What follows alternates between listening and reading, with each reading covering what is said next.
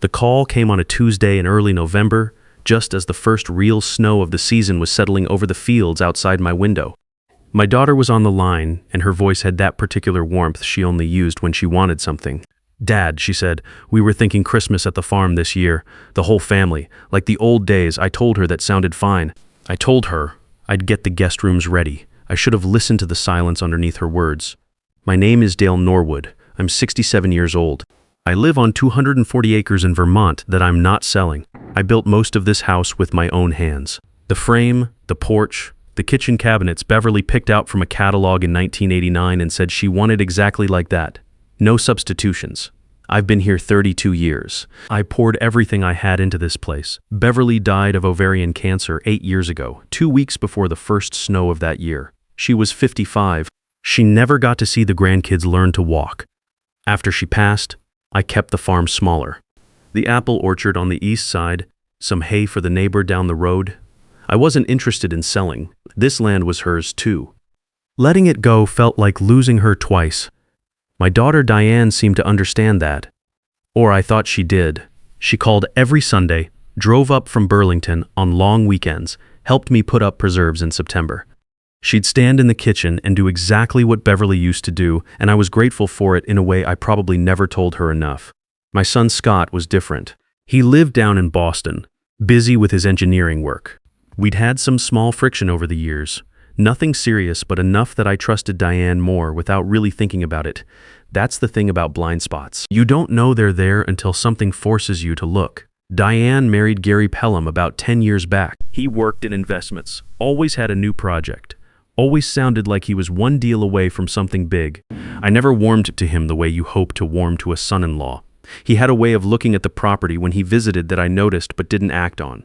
Not seeing the land, seeing the number underneath it. The summer before that November call, Diane came up alone for a long weekend in July. We walked the orchard Saturday morning, and she mentioned very casually that a conservation group out of Burlington had been buying agricultural properties in the region. Good money, she said, the kind of setup that would let me move somewhere easier, closer to medical care. I told her I wasn't interested. She said she understood. We went inside for lunch and I let it go. I should not have let it go. In September, Diane called with what she said was good news. She'd been talking to an estate attorney, someone Gary knew, and she wanted to help me set up a living trust. "It protects you, Dad," she said. "Keeps the farm out of probate, saves the family a fortune in estate taxes down the road. It's just smart planning." She emailed me the documents. I read them the way a man reads legal paperwork when he trusts the person who sent it. Which is to say, not carefully enough. I signed. I thought I was protecting the farm for whoever came after me. I didn't know I was signing control of it over to my daughter. What I found first was a charge on my bank statement in late October, a legal consulting fee of $3,200 drawn from my account.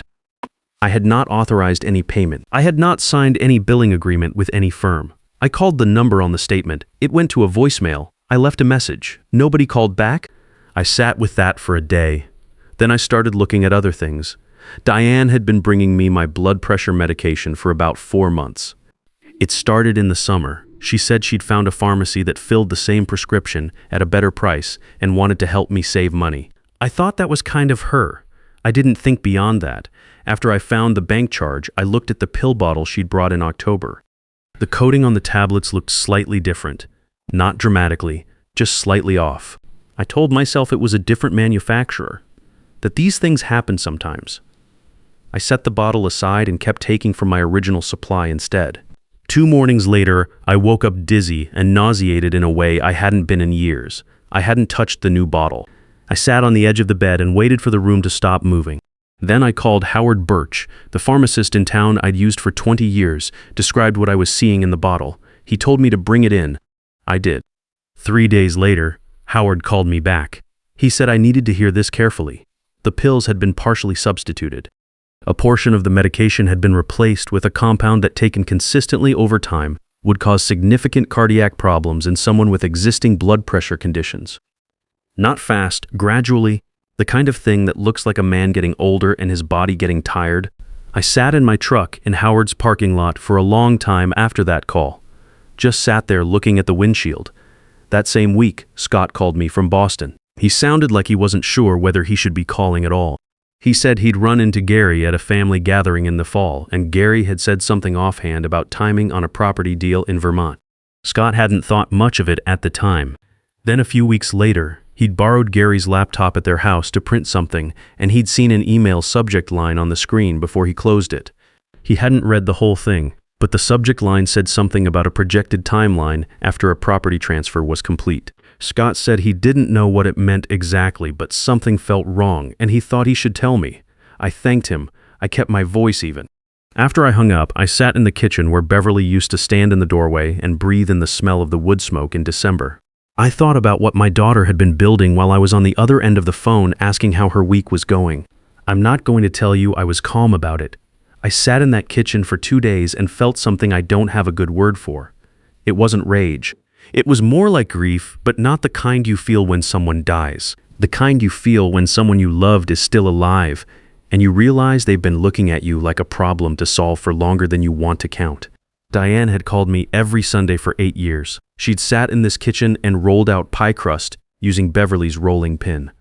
She'd helped me stack firewood in October and laughed when I stacked it wrong.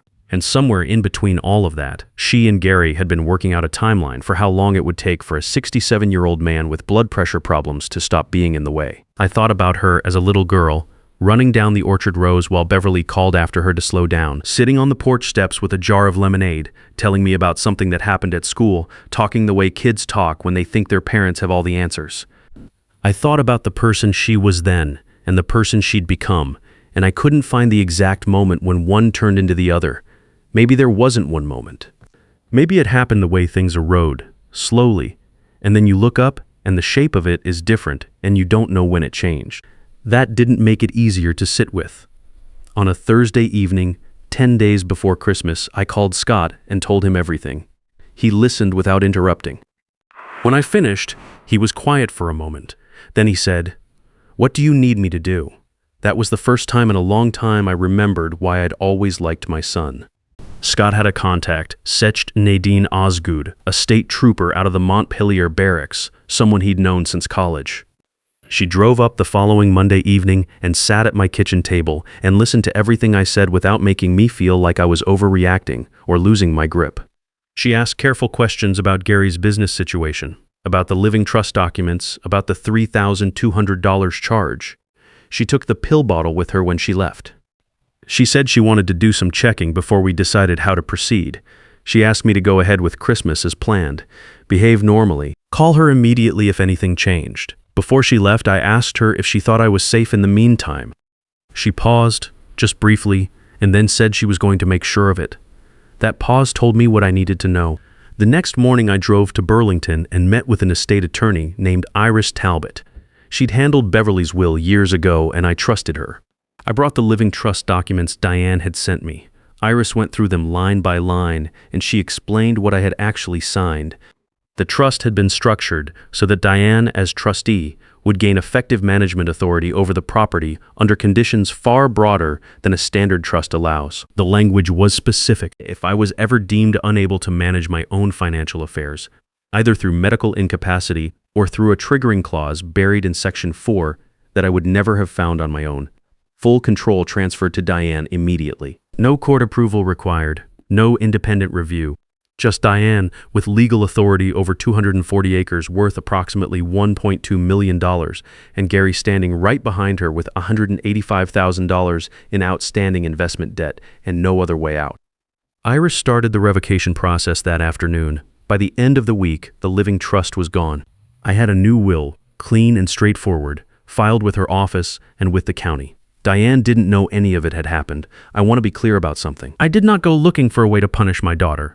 What I wanted was to protect what Beverly and I built. That's all I ever wanted. If the documents had been legitimate, if the pills had been what they were supposed to be, none of the rest of it would have happened. I didn't set a trap. I just stopped walking into the one that had been set for me. Scott arrived on the 22nd, and we sat by the wood stove that night and talked more honestly than we had in years. He asked me how I was holding up. I told him I was holding up fine. He knew I wasn't entirely telling the truth and he didn't push it. That's something I've come to appreciate about my son. He knows when to leave a thing alone. The next morning, before Diane and Gary were due to arrive, Scott and I went through the barn together. We moved methodically, The way you go through a job site before you sign off on it. In the loft, above the stone foundation, we found what we found. A section of flooring had been worked loose, not roughly, carefully. The nails were still there, but they weren't seated. If you walked across that section without knowing, you'd feel it shift and then the whole thing would go. The drop to the stone floor below was 13 feet. I went up that ladder twice a week, had been doing it for 30 years. I remounted the boards. I didn't say anything out loud, neither did Scott. We came back inside and made coffee and waited. Diane and Gary arrived at 4 in the afternoon on the 23rd. Perry and Faye tumbled out of the car in their winter gear and ran straight for the barn to look for the cats. Perry had grown 3 inches since the summer. Faye grabbed my hand the moment she saw me and started telling me about a book she'd finished last week and what she thought about the ending. I held her hand and listened and felt a love for those 2 kids that had nothing to do with any of the rest of it. Diane hugged me at the door. She looked good, relaxed even. Gary shook my hand and said it was great to be back, and I said the same thing back to him, and we all went inside. Dinner on the 23rd was what family dinners can be when everyone is trying. Scott had picked up a roast from the butcher in town, and we did it the way Beverly used to do it, low and slow with the root vegetables around the bottom of the pan. Gary opened the wine he'd brought and poured everyone a glass and made a toast about family and being together for the holidays. I raised my glass, I drank. I did not think about what was in the wine because I had poured it myself. Perry knocked over his water glass halfway through dinner, and we all laughed, and Faye told a long story about her friend at school that didn't have a clear ending, but we listened to the whole thing anyway. Gary talked about a project he'd been working on, something in Burlington, and he sounded confident the way people sound when they think things are going their way. Diane told a story about a property she'd listed that sold in 4 days. She was good at her job, I'll give her that. Scott and I caught each other's eyes once across the table. Just once. Then we both looked away. After the kids were in bed and Gary had gone up to take a call, Diane and I sat by the wood stove with our drinks. The house was quiet except for the fire and the wind coming off the fields. She asked how the orchard had done this year. I told her it was a good apple year, one of the better ones in recent memory. She nodded and looked into her glass, and then she asked, in the same casual voice she always used for these things, whether I'd given any more thought to my long-term plans for the property. I said I hadn't been thinking about it much lately. She said she'd been talking to some people. Serious investors. She said, not developers. Conservancy types who were genuinely interested in preserving agricultural land. The number they were looking at was significant. She said it would set me up very comfortably for the rest of my life. I could move somewhere easier to manage, closer to medical care, closer to family. I asked her how old she thought I was. She smiled and said that wasn't the point. She said she was just thinking about my future. I said I appreciated that, and I'd think about it. Then I excused myself and went to bed. I lay in the dark in the room where Beverly died, and I turned the word future over in my head and thought about what it had meant when Diane said it. Whose future she was talking about. I did not sleep much. Christmas Eve was clear and very cold. The kids wanted to walk the orchard after breakfast, so I took them while Diane and Gary slept in, and Scott started prep for dinner. Perry and Faye ran ahead of me down the rows of apple trees, their breath making small clouds in the bright air. I walked slowly behind them and watched and tried to hold just that, just those 2 kids in the orchard on a winter morning, nothing else. In the afternoon, while Diane took the kids inside for a rest, Gary went out to the barn alone. Scott saw him from the kitchen window and texted me immediately. I was in the study. I sat still and waited. Gary was out there for about 20 minutes. When he came back in, he said he'd just been checking on the old tractor. Thought he'd heard something when he walked past. I said thank you for checking. He said it was nothing. That evening we had dinner, and the kids opened 1 gift each, and then we got them to bed with the usual amount of effort and negotiation. Diane opened a 2nd bottle of wine and got warmer and louder the way she did when she was relaxed. Gary sat back in his chair with his drink and told another story. Scott played a game on the floor with Faye until she finally fell asleep on the rug. It was a normal Christmas Eve. That was the hardest part. How normal it looked from the outside. How much I was carrying underneath it. Before I went to bed, I went to the mudroom and checked my phone. Sakchi. Nadine Osgood had left a message that afternoon while I was in the orchard with the kids. I stood in the mudroom in my coat and listened to it. She said the pill bottle had come back with confirmed results. The substituted compound, taken at the dosage in those pills over the course of several months, would cause progressive cardiac irregularities in a patient with my blood pressure history. Serious ones, the kind that could present as natural deterioration, the kind a doctor might not question in a man my age. She said she and 2 colleagues from the local barracks would be at the property by 6 the next morning. She said what I had done, keeping the pill bottle, not confronting Diane directly, letting her do her work, had been exactly right. She told me to sleep if I could. I called her back. She was waiting for it. I asked if there was anything else I needed to do tonight. She said no. She said just be there in the morning. I went to bed. I did not sleep. I thought about the Sunday calls. 8 years of Sunday calls. I thought about Diane standing at the stove in this kitchen, stirring a pot of soup and humming something I didn't recognize. I thought about the October she drove up alone just to help me get the storm windows in before the cold hit, and how I'd stood there watching her work and thought, at least I have this. At least one of them stayed close. I thought about the living trust documents, the $3,200 charge, the barn floor, the pills. I thought about Section 4 of the trust agreement and the triggering clause Iris had shown me, the one that would have handed Diane control the moment a doctor signed a form saying I wasn't managing well. I thought about how easy it would have been, how natural it would have looked, and then I stopped thinking about it because there was nothing left to think. I knew what was true. I had done what needed to be done. The rest of it was up to Nadine and the law, and that was exactly where it belonged. Christmas morning, Perry and Faye were up before 6. They were up before 6, which in any other year would have been entirely predictable, and in this particular year felt like a gift. The house was already awake and loud when I heard the quiet sound of vehicles coming up the lane at 6:15. CHD Nadine Osgood was steady in the way I needed her to be. Not cold, not without feeling, just focused. She had 2 troopers with her and paperwork I didn't read carefully because my hands weren't entirely steady. Scott came downstairs a few minutes after they arrived. He stood in the kitchen doorway, looked at Nadine, looked at me, and nodded once. That was enough. Diane came down at 7:10 in her robe and slippers, expecting coffee and Christmas morning. She walked into the kitchen and stopped moving the moment she saw Nadine at the table. The color left her face all at once, like someone had switched something off. She looked at me. I was standing by the wood stove with my coffee. I didn't say anything. I didn't need to. Nadine introduced herself calmly and told Diane she needed to speak with her. Gary came down the stairs 2 minutes later, stopped on the bottom step and looked around the room. He understood faster than Diane did. His face went tight and he started to say something, and Nadine told him clearly, and without raising her voice, to sit down. Scott took Perry and Faye to the back of the house. I heard Faye ask him something and I heard him answer her in a quiet voice. I was grateful for my son in that moment in a way I didn't have words for. I walked to the window on the orchard side of the house and looked out at the apple trees in the snow. The sky was just getting light. That particular pale gray that comes before the sun clears the tree line in December. I could hear the conversation behind me. I let it become sound without words. Diane's voice went loud at one point. Then it went quiet. There was the sound of Gary saying something that got cut off. Then there was the kind of silence that settles when something that has been held under pressure is finally released. The charges Nadine explained to me later included criminal fraud, criminal tampering with a controlled substance, and forgery of a legal document.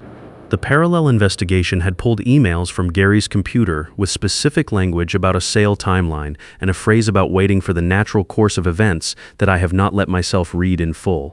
Gary was taken into custody at a gas station outside Burlington the same morning by a second unit.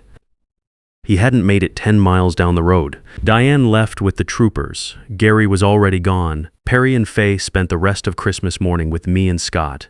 We opened gifts. Scott made breakfast. Faye sat on my lap for a while and told me more about her book, and I listened to every word. I held it together because they needed me to, and because Beverly would have expected nothing less. Later that afternoon, after the kids were settled, Scott and I sat in the kitchen and didn't talk much. He made soup at some point. I ate it without really tasting it. He put his hand on my arm and we sat like that for a while, without saying anything. That was enough. Diane is awaiting trial. We have not spoken. I don't know if we will. I leave that question open the way you leave a gate, unlatched at the end of the day, not inviting anything in, not sealing it shut either. In the spring, Scott came up for a long weekend and we pruned the orchard together. Moving down the rows with the loppers and the handsaw, opening the canopy, cutting the crossing branches, making space for light to get in. It is slow work. It requires patience.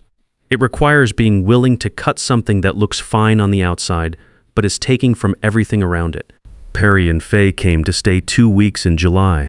They ran down the orchard rows the way kids run, all the way to the end and back, not thinking about anything except the next row. I watched them from the porch and felt something I don't have a clean word for. Love that has been tested. Love that came through the other side of something hard and was still standing. After they left, I went back to the workshop.